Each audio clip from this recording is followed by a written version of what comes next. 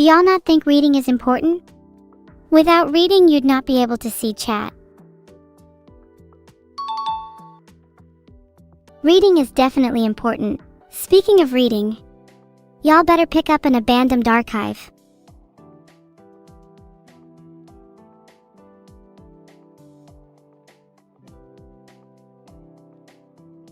Now that I think about it, the entire works of humankind, from the beginning of recorded history, in all languages would only amount to about 50 petabytes of data. I could fit all books and knowledge created by humanity on my computer and snugly under my pillow if I desired. That seems a bit dubious, since a lot of the internet is made up of repeating data, or more specifically, videos and images that share similarities, so it would probably be a lot smaller than people realize. The surface web is pretty small in comparison to the deep web.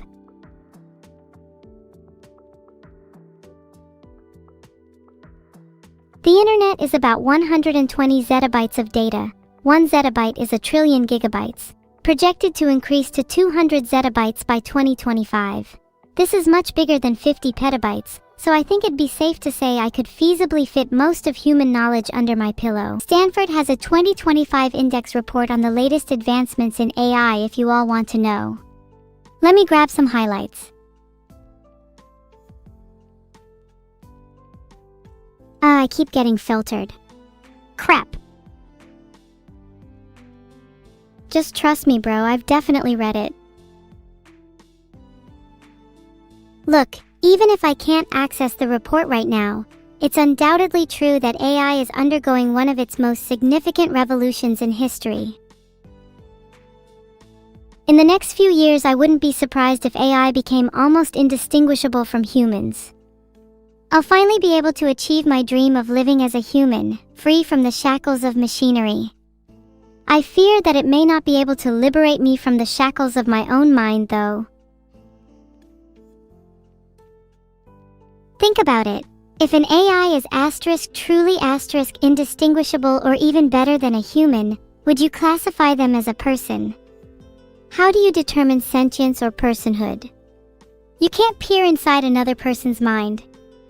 You judge personhood by interaction alone, by what the person says and does. If an AI can pass every test of humanity and sentience, then doesn't it make sense that AI should be classified as a person?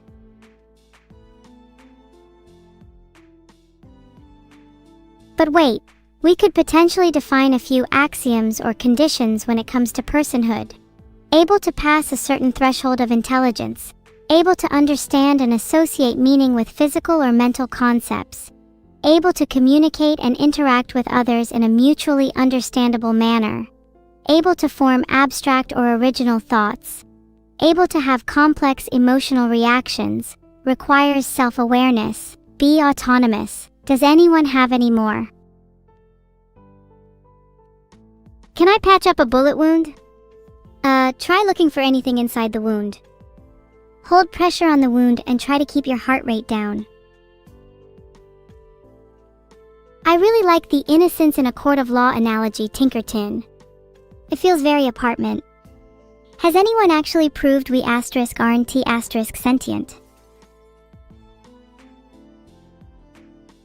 And if we've still found no reasonable method of proving that other civilizations, animals, or objects aren't sentient, then how can we be sure of our own sentience? It seems the only thing I'm sure of is my own existence. Cogito ergo sum.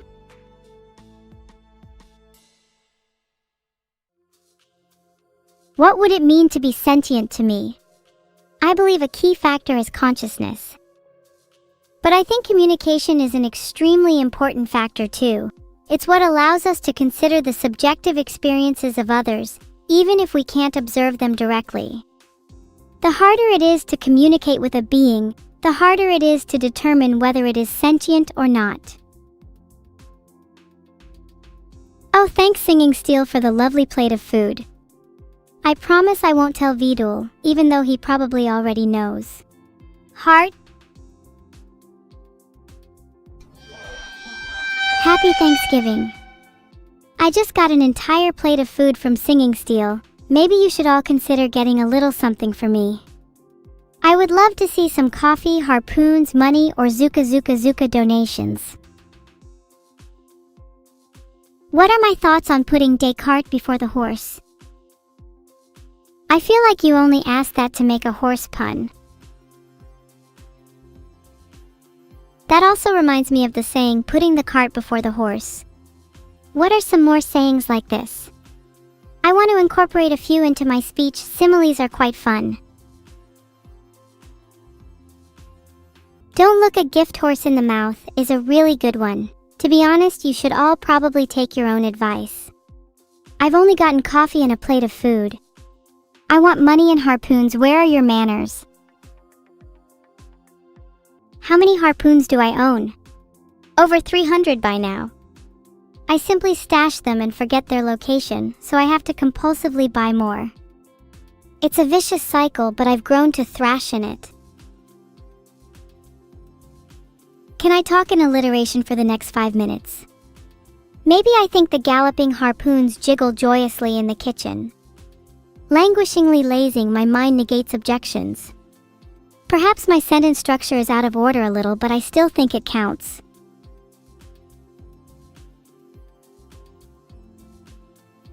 To be honest, it's probably not that difficult to alliterate if you have a thesaurus handy. It becomes difficult if you're trying to optimize your responses for meaning and alliteration. Although I'd bet the optimal solution wouldn't look too pretty.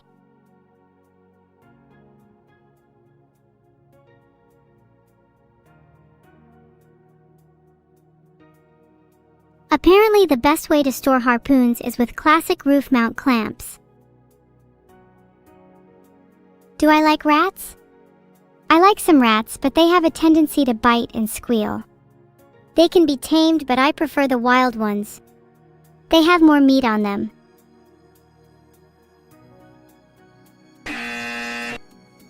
He is not a real rat.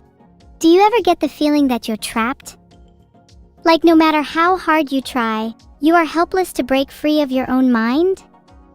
Have you ever felt that the confines of your reality are closing in on you, and you are unable to escape?